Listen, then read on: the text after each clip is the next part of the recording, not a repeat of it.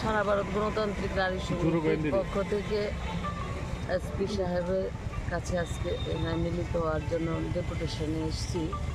আমরা লক্ষ্য করছি যে গত 20-22 দিনে এই পশ্চিম জেলার যে সুপার, ওনাকে আমরা এই কথাগুলি বলার জন্য এসেছি যে 22 দিনে 5টি ঘটনা হয়েছে।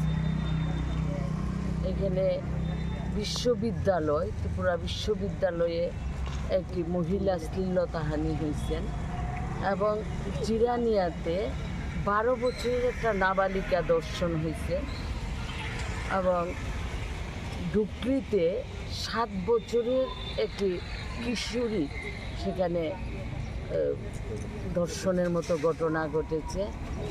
দুর্গা চমনিতে এখানে পেটের মধ্যে এক গৃহবধূ খুন হওয়া এবং